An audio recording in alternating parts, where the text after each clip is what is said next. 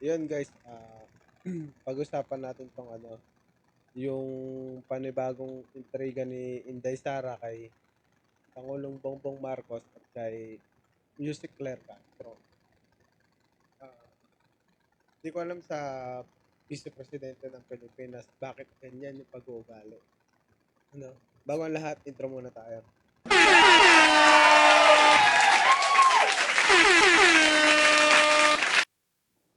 Shoutout ko na rin si Kuya Kaaruba.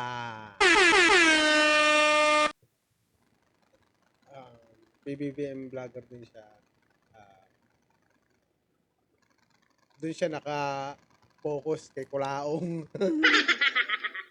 Pinagtitripan niya si FLM. Oops. Si Francis Leo Marcos. Yung kapatid ni Baba. Ni Babalina. Ito, guys. Panoorin natin tong intriga ni Inday Sayad. BP Inday Sara. Tingnan. Kay BBM o kay Claire. Message? Sa Valentine's. I-great lang gud. Unta magdayon silang duha. Magdayon unta mong duha. Thank you, BB. Ayun. Ayun ang magiging presidente natin sa presidente natin sa 2028. Tanim intriga. Natural, expertise nila yan ng mga Duterte. Gandun lang sila, mga tanim intriga. Saan pa nga ba magmamana ang anak? Di sa papa.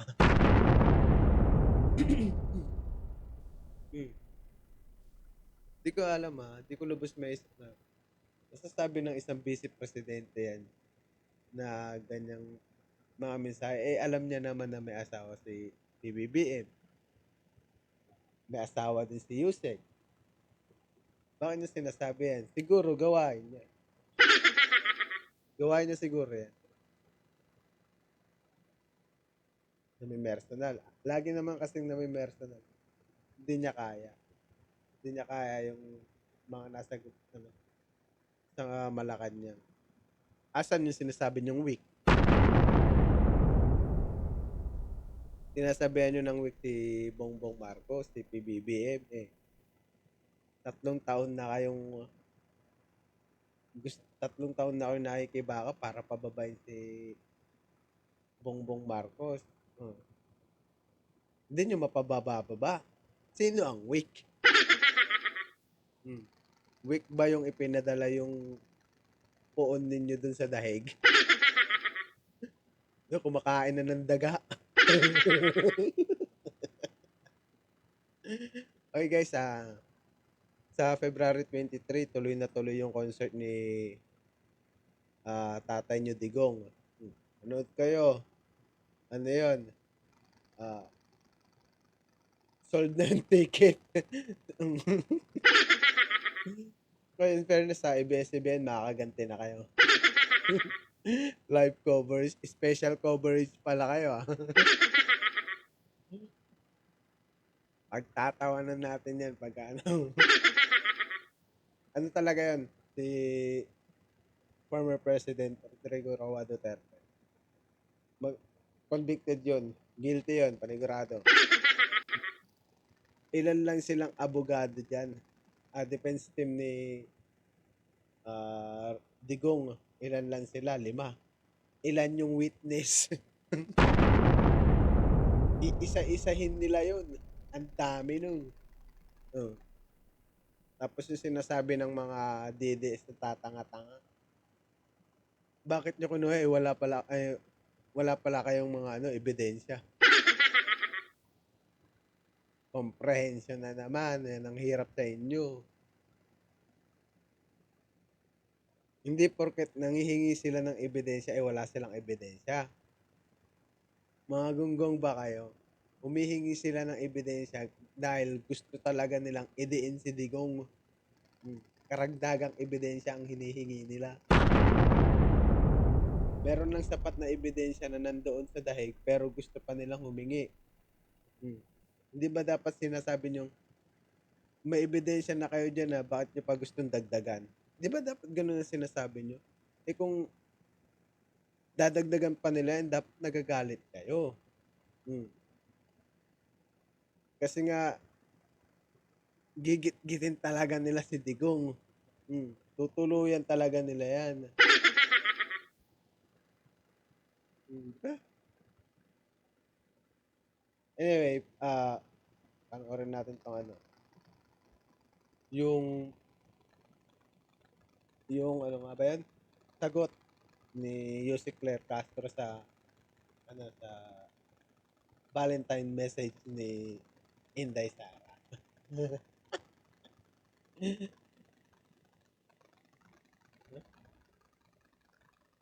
Okay? Mamaya na. Panoorin muna natin to. Good afternoon, Yusek. Same po galing po sa naging interview ni Vice President Sara Duterte.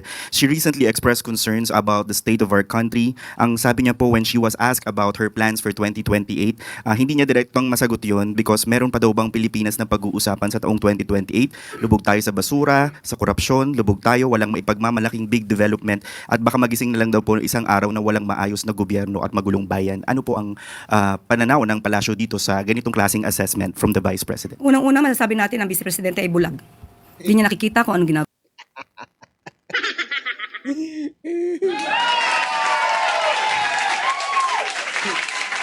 Grabe naman sa bulag, Yusek. Hindi ba pwedeng baluga lang muna? Ako, Bisaya din ako, pero hindi ganyan ang pag-uugali ng mga nung mga nakilala kong Bisaya. Pamilya ko, hindi ganyan yung ugali. Ang layo, parang walang pinag-aralan. Ng Pangulo. Kanina lamang po ay kababanggit natin kung ano magandang proyekto ng Pangulo patungkol sa ating transportasyon, patungkol sa ating edukasyon. Nananatili siyang bulag dahil malamang ay hindi niya pinanonood or Natural, bitter nga kasi. Wala na, ano na yan. Depressed na. Sabi ni Robin. Wek.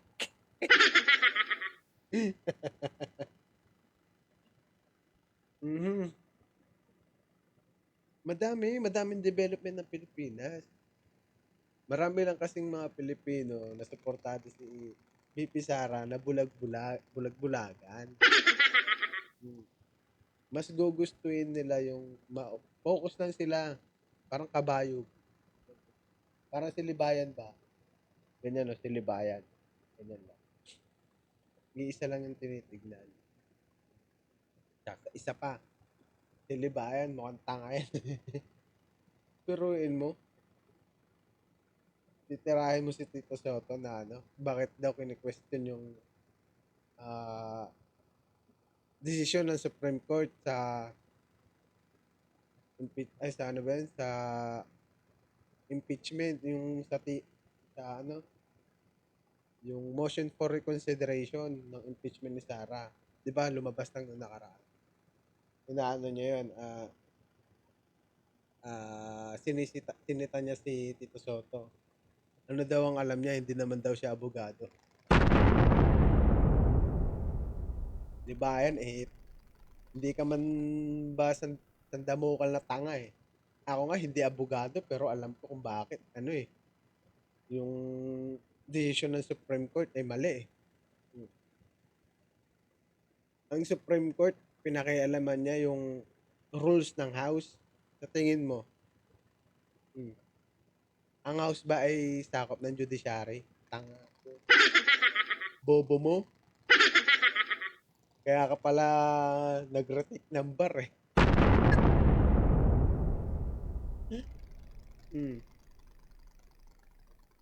Alam mo ba tawag doon? Yung sa session day, niredefine kasi ng Supreme Court yung session day into calendar day. Session day sa House. Ewan ko lang kung nasaan yung calendar day. Calendar day sa yata yan. I think sa na din yan. Yung Supreme Court kasi, sila lang talaga mag-i-interpret. mali yung interpret nila. Niredefine nila yung session day into calendar day. So, nasa yan, Article 11 ng impeachment rules ng House. Sila na yung nagdikta. Diniktahan na nila kung ano yung nakasaad doon. Ang ginawa nila, judicial legislation. Ganun yung nila.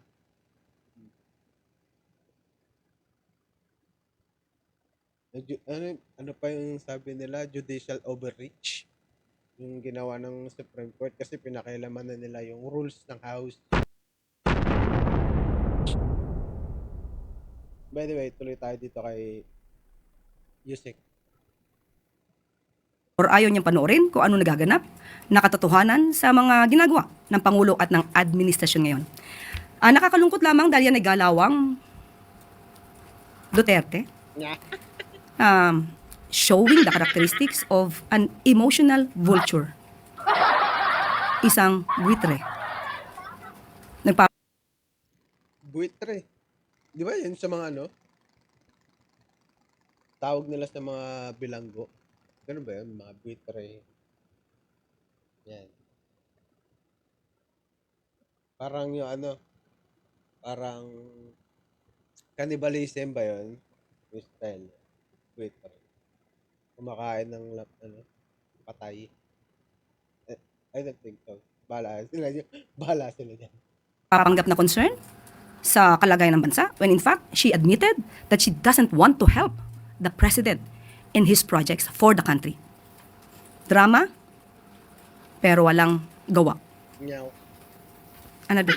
Follow up lang po. In response naman to your statement sa kanya noon nung tinanong po siya, tinanong po kayo about yung claim niya po about the senators, at the end of your statement you said just tell it to the Marines. Ang sabi po ni Vice President Duterte that your earlier yung statement niyo po ay hindi na dapat pinapakinggan at pinapansin dahil daw po buong mundo nakikinig sa statement niyo at nagdadala raw po kayo ng kahihiyan.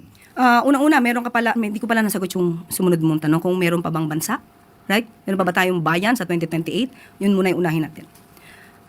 Ang kanyang sabi ay malamang wala nang maging bansa or Pilipinas sa 2028. Kung ang kanyang hula ay magkakatotoo, malamang mangyayari yan kung ang isang leader na iboboto sa 2028 ay isang Manchurian candidate. Isang puppet na isang bansa kung saan maaaring ipamigay ang ating yaman. Wait. Manchurian candidate. Ang pagkakalam ko yun, yung originated ng Manchurian sa northeastern China. Ayun yung pagkakalam ko dyan, ha? Yun yung tawag ko. Brainwashing and political. The Manchurian Candidate, Cold War Suspense, trailer directed by exploring the themes of brainwashing and political conspiracy. Nakita ko. Sige, tuloy na nga na. Ang ating karapatan sa ibang bansa. Meron po na naging tugon dati, ang dating Pangulo Duterte, na maaari tayo or gawin tayong probinsya ng isang bansa. So, kung isang Manchurian candidate ang ating boboto, baka nga maging probinsya tayo ng isang bansa. Huwag naman po sana. Patungkol tun sa nakakahiya po. Okay. Unang-una po, ang pagsasalita or pagsasabi ng katotohanan na siya ay nagiging source ng fake news, yan po ay katotohanan. Marami na po tayong beses na nagsabi na siya ang source ng fake news. At nandyan po, ulitin po natin para malaman po nating kababayan. Nandyan po yung kinuwento niya about sa altered police blotter ng Beverly Hills. Yan yung sa yan yung sa Tantoco case. Yan. Yun. Na si Yosek ay na-detain sa US. Yun ang sabi. At diyan pumapasok si Michael Cano, aka Dan Pace. Yung panot na bakla sa US, yun. Yung mukhang ice cream yung niya. Hulma ng mukha. Mr. Tubig. Yung nalalaman pa kayong Mr. Tubig, eh kayong dalawa ni Marley kayo, tapos ikaw yung sumusup-sup. Pinalitan mo lang na ano, ginamitan nyo lang ng Grok AI. Sarap. Kumakain ka pala ng ano banana. na pinost pa, most probably ng kanyang kaalyado, na si Mr. Bobby Tiglaw. Babitiglaw pa. Fake news peddler. Nandyan din po ang mga AI-generated videos na napasinungalingan na, at yan ay galing sa kanyang mga kaalyado, usually nanggagaling pa sa mga maisog. So hindi po Correction po, Yusek Claire, hindi po siya maisog. Bale, 2026 na po, pinalitan po nila yun maisog kasi minalas-malas nila dun eh. Balas talaga yung ano na yan, yung grupo na maisog. Ang daming kamalasan na dinala niya. Gulo, ano niyan, tapos kamalasan. Tignan nyo yung, search nyo yan, nabalita yan dito sa United Kingdom. Yung Lapu-Lapu Festival sa Canada. Yan. Yung inararo ng ano, ng sasakyan. May mga Pilipino namatay doon. Ano yun? Merong naglalakad doon. Kasi nakita namin yun eh. Sa CNN na ano eh. Yung CNN ba yun? Diba? Ay, hindi ko na maano yun kung anong balita yun dito sa UK. Na pinapakita po, nakaano pa sila, yung tarpaulin. Maisog ganun-ganun pa sila. Pagtapos break time ko, nabalitaan ko na lang. Tinagasaan pala. Yung inano sila ng sasakyan. Yung inararo na sasakyan. Sa Lapu-Lapu City, Canada. Ay, Lapu-Lapu City, Lapu-Lapu Festival sa Canada. Yearly naman kasi nangyayari. Yung festival na yan. Tapos, ngayon lang nangyari. Biruin niya. Biruin nyo. May maisog doon. Ayun, minalas-malas. Inaluan ba naman ng politika yung festival eh? Sige, tuloy natin. kahiyang magsabi ng katotohanan. Ang nakakahiya po ay umaming may kakilalang assassin at handang magpapatay ng Pangulo, ng First Lady, at ng dating House Speaker. Ang nakakahiya po ay hindi gumalang sa order ng court at manuntok ng sheriff. Oo nga, no? Nakakapagtaka sa Supreme Court. Sa Supreme Court, nakakapagtaka na.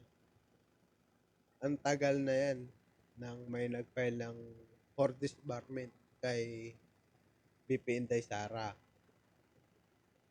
Bakit walang action? Si Larry Gadon, pinagmumura yung ano, babae ba yun? Babae. Nag-file ng disbarment, disbarred agad.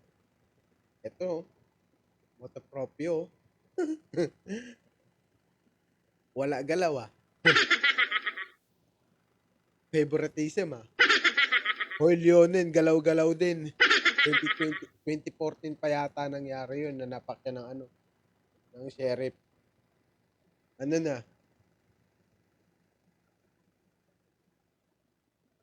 Dapat dito sa mga to, ini-impeach din to mga. Kundi lang kinakapos sa ano, taon.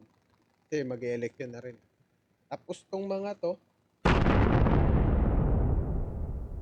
tapos yan yung Supreme Court na yan. Matitira lang siguro dyan yung ano, yung mga matitino. Wala eh. Ang ano talaga, mabilis ang pagka yung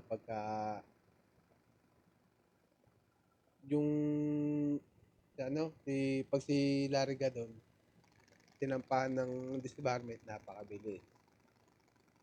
Yari Roque, ewan ko, na-disbarred na yata. Na-disbarred na rin. Ewan ko, ito, 2014 pa ba? Hindi ma-disbar.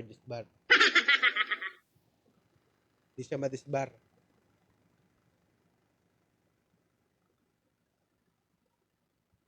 Ano pa bang, ano yan? gustong maano ng Supreme Court. Eh, may video na. May pagtatangka pa. Pupugot pa ng ulo. Ayaw nyo pa yun i-disbar. Diyos ko, Supreme Court, magising kayo sa, tulog-tulog din sa pansinan ng Supreme Court. Ay, Diyos ko, lang matino. Titinulin talaga yung Pilipinas. Pagka lahat ng kaalyado ni Digong, matanggal yan dyan eh. Promise yan. Pag natanggal lahat yan, gaganda ang takbo ng ekonomiya ng Pilipinas. Walang sasagabal.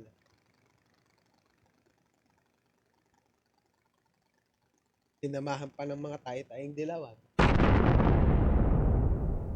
Alam ko si Leonin, appointed to ni Pinoy. Hindi na lang sumama dun. Narinig ko na boses nun eh. Tulog pala ka eh.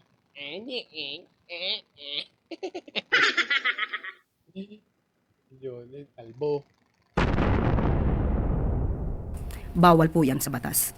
At ang nakakahiya din po ay gumamit ng mga fake na AFP certificate para sa Youth Summit, para palabasin na yung 15 million na mula sa Hindi, Sarah, mali ka ng binangga. Ayan, inalabas mo yung violenting Claire Castro. Ano ka ngayon? Pinipersonal mo sila. Ayan, pinipersonal ka na. Sana bukas, Yusek, ganyan ulit para naman ma-enjoy namin yung pambabalahura mo sa Vice Presidente. Total, wala din naman kwenta yun eh. Basura din naman yun eh. funds ng DepEd sa pangunguna ni VP Sara ay ginamit di umano sa Youth Summit na pinasinungalingan po mismo ng AFP at gumamit pa ng abogado. Tignan mo. Meron kang resibo ng confidential pa na galing sa AFP nung tinanong yung AFP, pinasinungalingan pala to. Ano nangyari?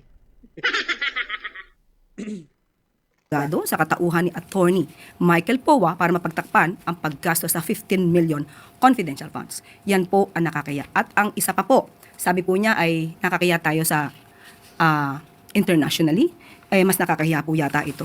Dahil ito mismo ay na-news at nandyan pa po ang kanyang muka kung saan ipinakita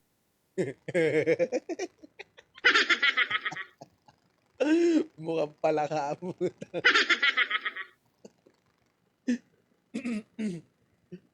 Ay, grabe. Grabe, Yossi ka. Sumasama ka na.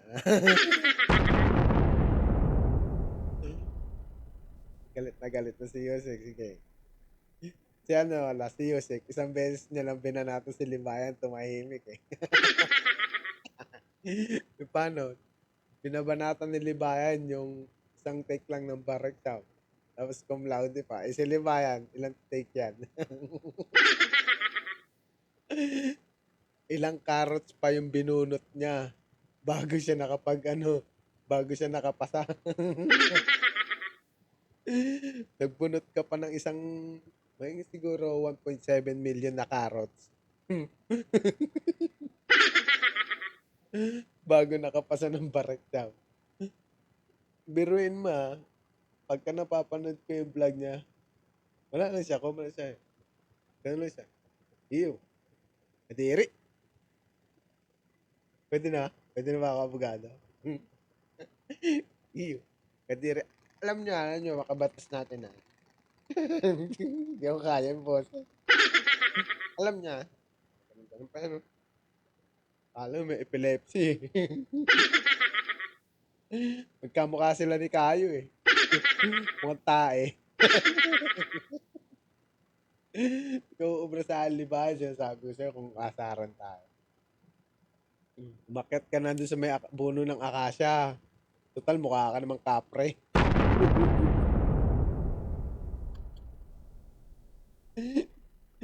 Nagsumbong ka na doon kay tatay, sa lolo mong magalong.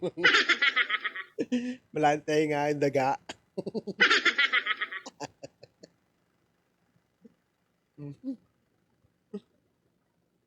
Tigil mo na kasi libayan na banat ka na banat kay Jose Claire Castro. Mas matalino pa yung binabanatan mo. Biruin mo, isang take lang ng bar exam yan. Ikaw siguro nakakawalo ka eh.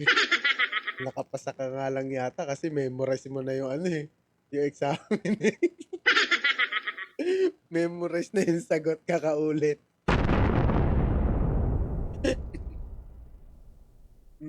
ABC na nga lang, nagkakamali ka. Dalawang na lang yung pagpipilian dun Yung true or false na lang siguro yung pagpipilian dun. Tapos, nilagay mo none of the above. Tanga ka.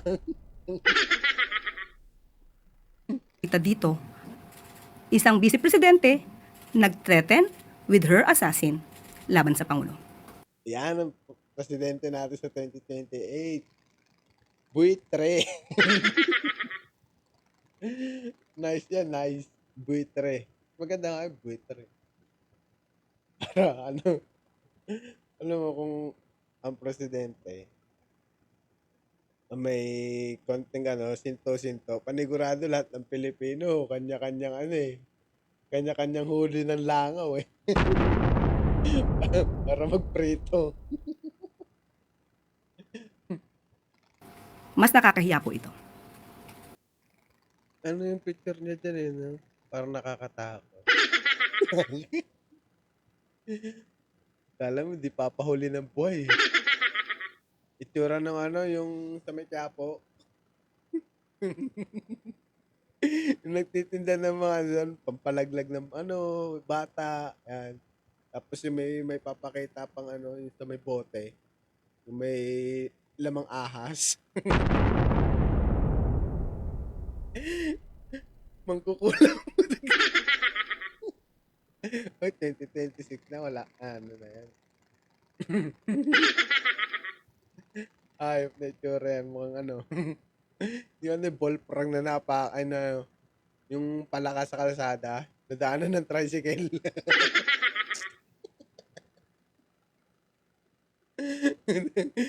Labas yung bitukay nung...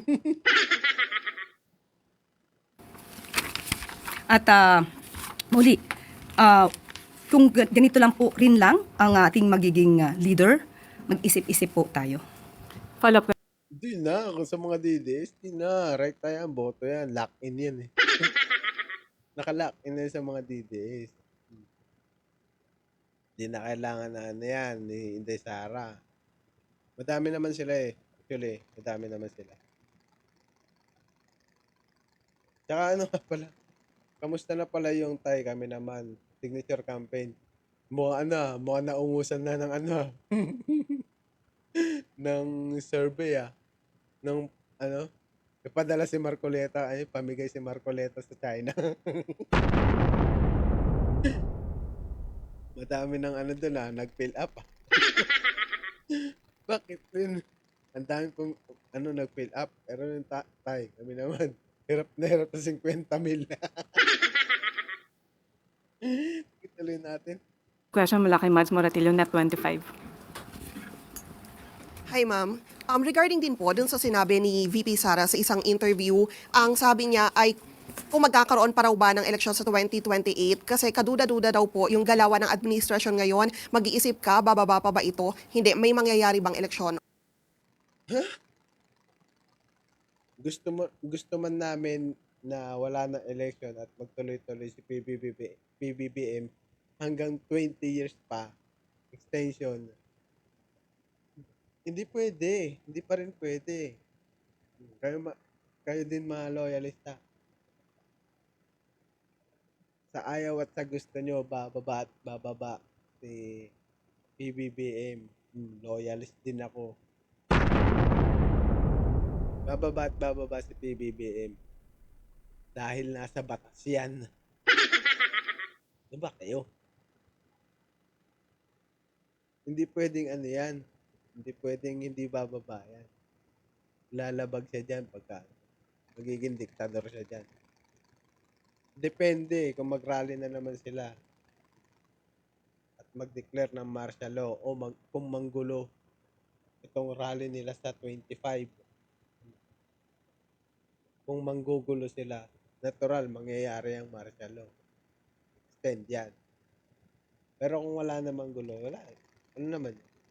Hindi nga nila sinuportahan yung People Initiative, which is pwede tayong magkaroon ng Prime Minister sa Pilipinas.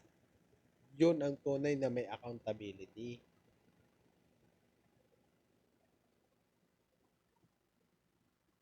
Yun, mas maganda yun. Kaso hindi naman nasuportahan.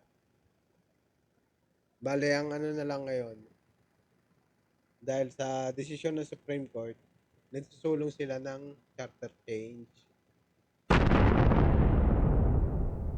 Pero parang malabo na rin. Late na. Masyado nang late.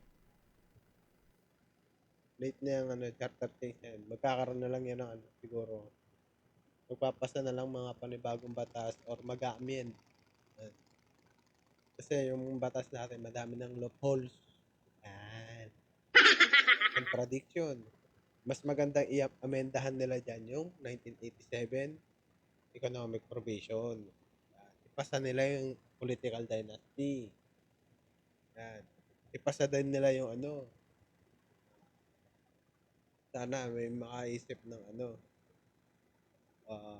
monthly na para sa mga politiko at mambabatas na monthly na magkaroon ng mandatory bank statement sa sa lahat ng mga officials ng gobyerno. Dapat ganun. May magpasa para makita kung may anomalya, may dumadagdag ba na pumapasok na malalaking pera sa mga bank account nila. Yan. Tapos, SALN, I think, quarterly siguro. Quarterly. Tapos, si Kong Miao tsaka si Libiste, bahala nyo na sa kanyon.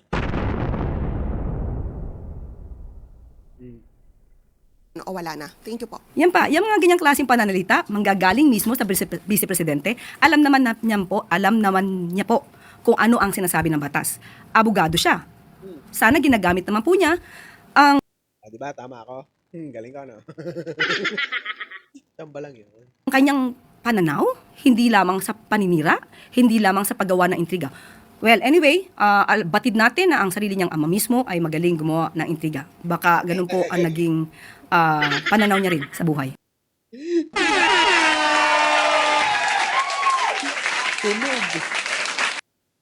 Sunog. Lutong-luto ka na, oh. Di sa araw. Ano na, intriga pa. Intriga pa. Tatahimik ulit yan, Yusek. Sabihin ko sa'yo, tatahimik yan siguro mga 1 week. Tapos, banat ulit. Ganun naman yung mga pag napahiya. Tahimik onti, banat ulit sa susunod. Ganyan naman yung mga DDS.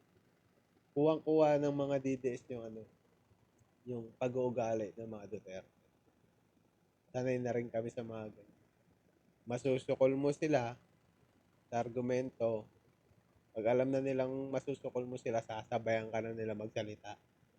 Yan, sasabay-sabay na yan. Hindi na sila titigil kasi masusukol na eh. Pagka yan huminto, may sasabihin pa yan. Adik ka. Bangag ka. BBM mo kurap. Yun na, wala na. Pero sa amin pagtatawanan na lang natin. Hindi naman kasi kami masyadong yung parang mapatol. Hindi. Mapatol lang kami talaga pag yung argumento ay masustansya. Tulad ni Mandalulo. Pumunta sa sa Ilocos Norte, sabi niya, wala daw face by face sa paggawa ng mga tulay. Tinibang ko nga isang beses. Hindi naman ako pinapansin na. Ayaw niya na sa akin. Gustong gusto niya yung mga kilalang vlogger.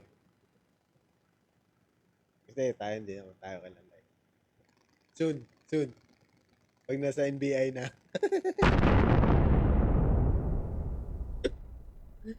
Hindi na ako uuwi dyan. Sige kayo. Hindi tuloy natin. Sunod na tanong mula kay Luisa Cabato, Inquirer.net. Good afternoon po, Yusek. Tinawag po ni Senator Padilla ang mga kabataan na week sa isang Senate hearing nitong Miyerkules. He also compared Na ano na natin to guys eh. Na-topic na natin last last vlog ko. Hindi week. Hindi naman week talaga yung mga kabataan. Sadyang ano lang talaga si Robby, depressed. Wee, wee. Ten. Week. Hindi Robin. Mahina utak mo. Tama yun. Nadidepress kasi ang mga kabataan dahil meron silang senador na kagaya mo, Robin. Nadidepress sila kasi bakit ka naging number 1? Wala ka namang kaalam-alam. Ito na. Yusek, good afternoon po. Yusek, hindi ko alam kung napanood niyo po yung bahagi nung sinabi ni VP Sara na nagbigay siya ng mensahe patungkol sa Valentine's Day sa inyong dalawa ni Pangulong Marcos. At ang bahagi po ng message niya, magkatuluyan daw sana kayo ng Pangulo. Reaction po ninyo at meron po ba kayong Valentine message din sa kanya? Ay, ang bobo ni Inday. Si BBM may asawa. Si Yusek may asawa din. Bakit mo sila pinag-compare? Pinagpapares mo silang dalawa. May sarili silang relasyon. Si Yusek nagtatrabaho lang yan. Ano bang pag-utak yan? Ayan ba yung magiging presidente natin sa 2028? Tanga? O DDS, ano na?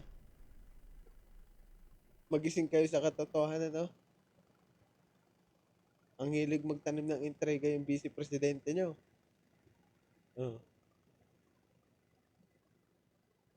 Hindi nyo kaya si Inday.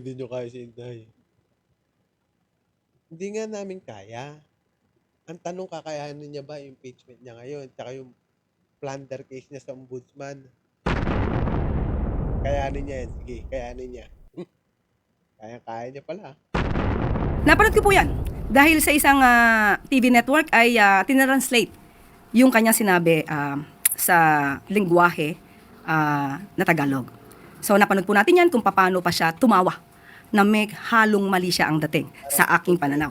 So, ganito po bang leader tulad ni VP Sara ang dapat nating hangaan at dapat nating ilagay sa pedestal?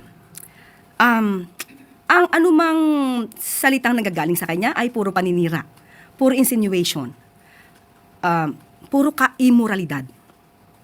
Ang Pangulo po at mga propagandista, isang hiling. Maaari niyo po bang turuan ang Vice Presidente sa kanyang communications? Bigyan niyo po ng Comms 101 para magkaroon naman ng konting, or rather, katiting na pagka-statesman. Guys, dito ko nalang puputulin. Maraming salamat. Tulog na sulog siya dyan. Maraming salamat. Hanggang dito na lang and goodbye.